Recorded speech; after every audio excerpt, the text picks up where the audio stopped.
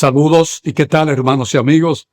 Nuevamente nos complace poder llegar ante ustedes con nuestro estudio de las grandes doctrinas de la Biblia en este espacio tan importante para todos nosotros que conocemos como Punto sobre Punto, para atender los grandes temas de la Biblia, en particular contestar esas preguntas que nosotros podemos tener. La vez pasada estábamos hablando e introdujimos el tema acerca de la doctrina bíblica del hombre, cómo Dios creó a la humanidad. Y el último punto en que quedamos para continuar en esta ocasión tenía que ver con el concepto de la unidad de la vida humana, que nosotros reconocemos que como humanos somos multidimensionales. Esto implica entonces que somos más que simples organismos físicos, que independientemente de nuestras otras características, nosotros no podemos separarlas de lo físico, porque éstas no pueden existir por sí mismas. Por ejemplo, Pablo también ya nos dijo que nosotros somos una unidad, espíritu, alma y cuerpo, que viene siendo la unidad de la vida humana. Esto, por supuesto, también contradice la idea que es muy influyente en el mundo de que parte del ser humano es independiente una parte de la otra. Por ejemplo, que el espíritu, el alma y el cuerpo son independientes unas de otras. En ese sentido, entonces, allí vemos que algunos creen que el espíritu o el alma pueden existir sin el cuerpo, y todo lo demás asociado con la vida humana existe junto como una unidad indivisible. Eso es lo que la palabra de Dios nos dice, en vez de enseñar que el alma, el espíritu y el cuerpo es una tricotomía, que están separados unos de otros. La Biblia nos dice que no, que nosotros estamos unidos. Así también entonces se han reducido estas cosmovisiones o posturas de la vida humana en dos escuelas de pensamiento, que una es llamada el pensamiento holístico, que significa totalidad, versus la posición dualista. Y esa posición dualista lo que nos dice es que nosotros tenemos una división en nuestra existencia como seres humanos. Sin embargo, la visión holística es la idea de que el ser humano es una unidad compleja de muchas facetas. Y estas facetas no pueden existir solas por sí mismas, ya que están interrelacionadas. De manera que el dualismo hace una separación entre el cuerpo y el alma.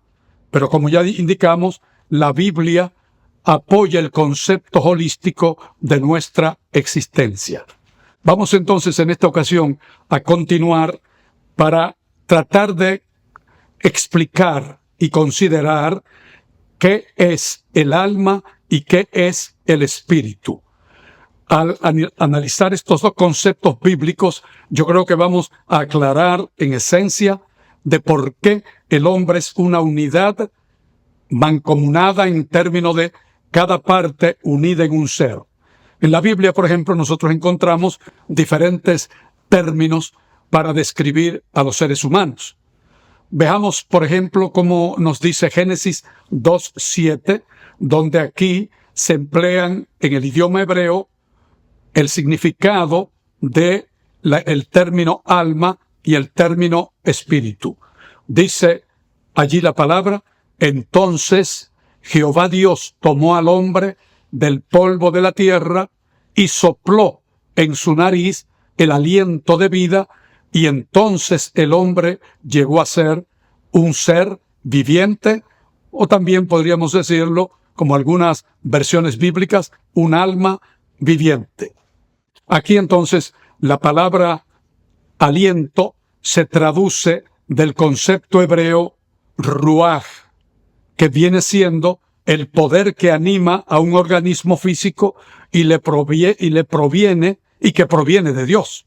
Por lo tanto, la vida viene de Dios a través de su aliento de vida. Entonces, para alma viviente, la palabra que tenemos en hebreo es nefesh, que significa, dependiendo del contexto, vida, deseo, voluntad, sentimientos o personas. Y entonces eso es importante que lo tengamos presente, porque a veces pensamos, como en castellano o cualquier idioma moderno, que alma es una entidad aparte, independiente del cuerpo que existe y revolotea por ahí y que siempre ha existido y va a existir. Entonces vamos luego a ver el concepto de alma y de espíritu en el idioma griego en el que se escribió el Nuevo Testamento. Este es el segundo idioma más importante de la Biblia. Y eso es lo que queremos entonces analizar. El alma no es digno de que pueda existir aparte del cuerpo.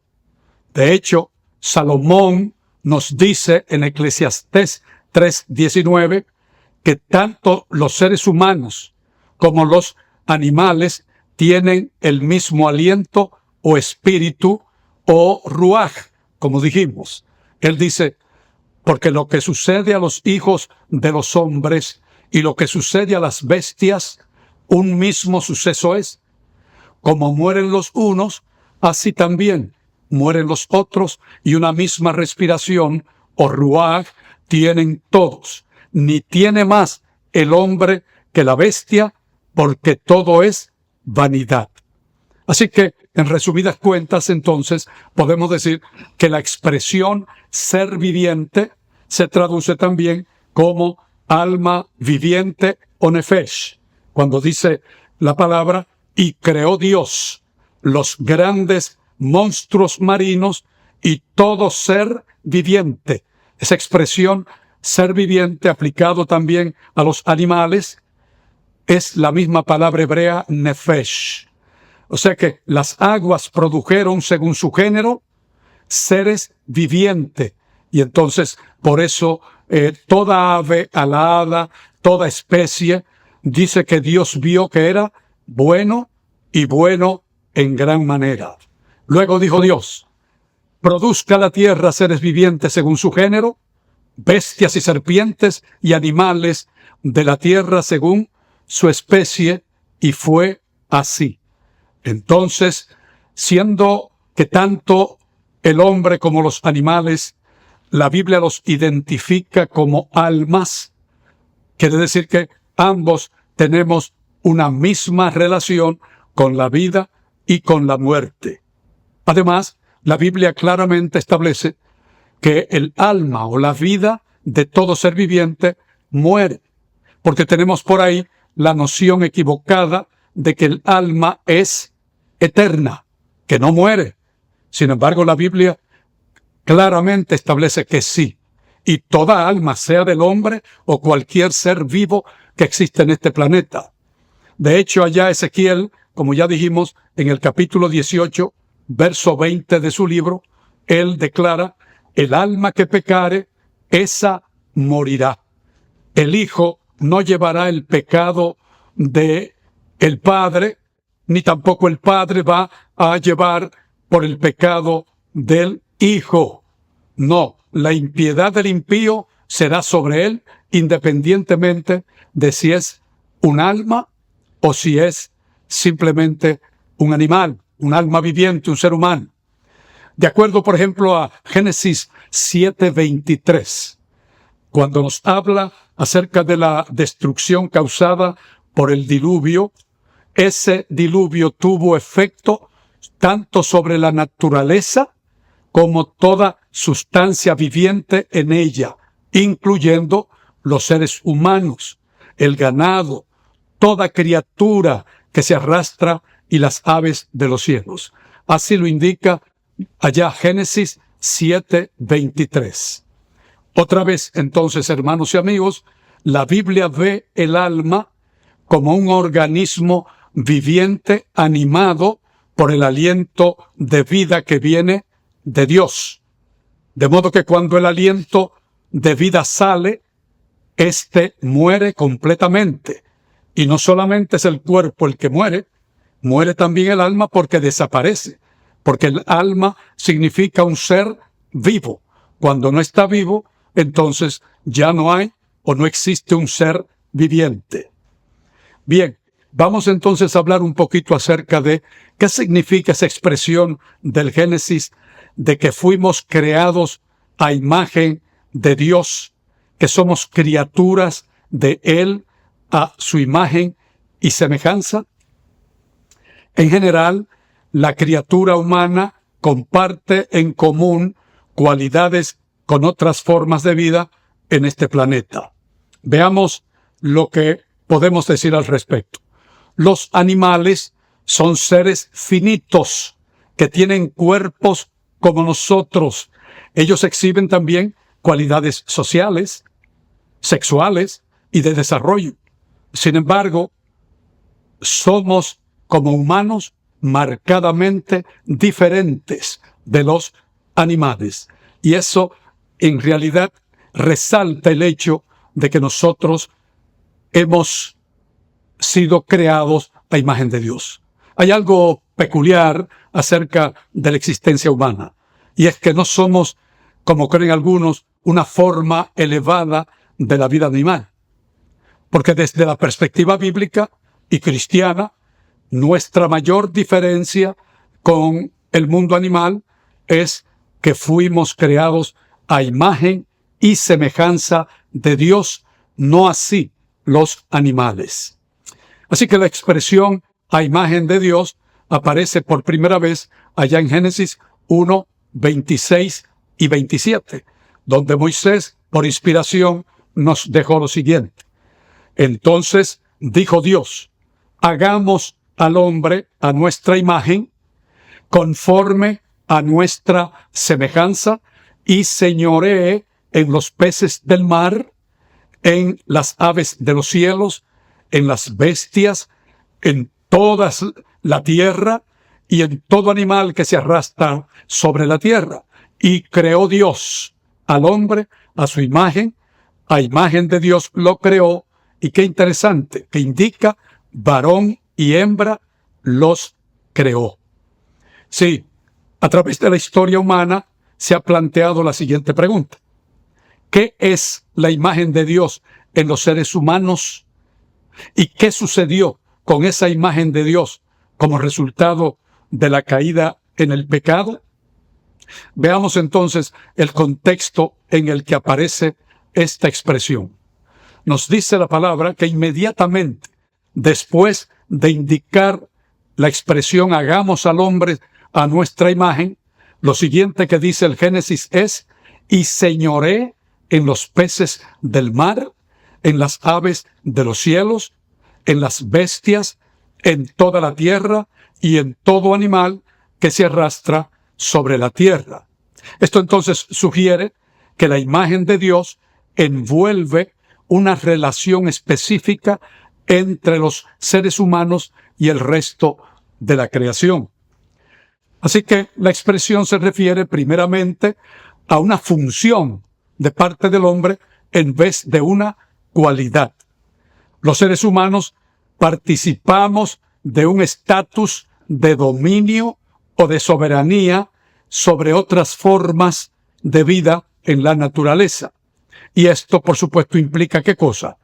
Esto tiene un sentido de mayordomía y también de responsabilidad nuestra para con la creación de Dios. ¿Qué queremos significar por esto?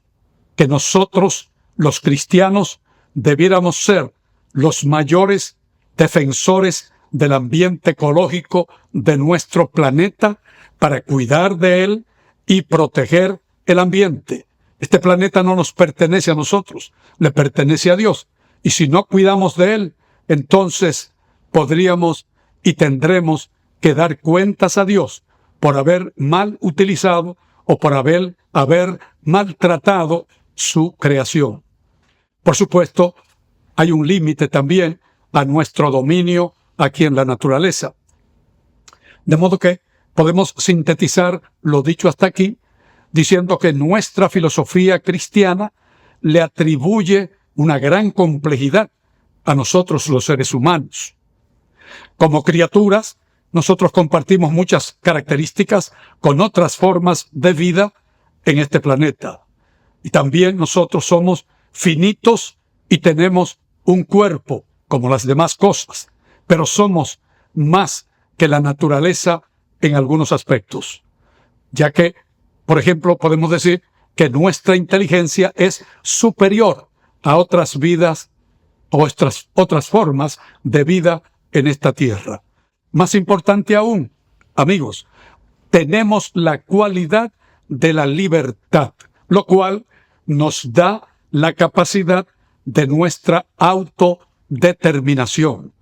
A nosotros el Señor entonces nos dio ese hermoso don del libre albedrío, la libre determinación. Y esto nos eleva entonces al nivel de las personas y nos capacita para tener dominio del ambiente. Podemos decir en síntesis entonces que somos criaturas únicas. Llevamos la imagen de Dios impresa en nuestro ser. Muy bien, hermanos y amigos, podríamos continuar abundando un poco más, pero debemos hacer un alto antes de separarnos, porque vamos a continuar la próxima vez para que hablemos acerca del cambio que se operó en el hombre y en la naturaleza por causa de la caída en el pecado. Y esperamos vernos con ustedes en esa próxima ocasión. Ha sido un placer hasta aquí haber compartido con ustedes. Esperamos que nos veamos la próxima vez. Y antes de separarnos, no olvide, si usted puede suscribirse a este canal, punto sobre punto, y así usted podrá tener la oportunidad de recibir las notificaciones cuando suba otra presentación como esta. Que Dios les bendiga y será hasta la próxima.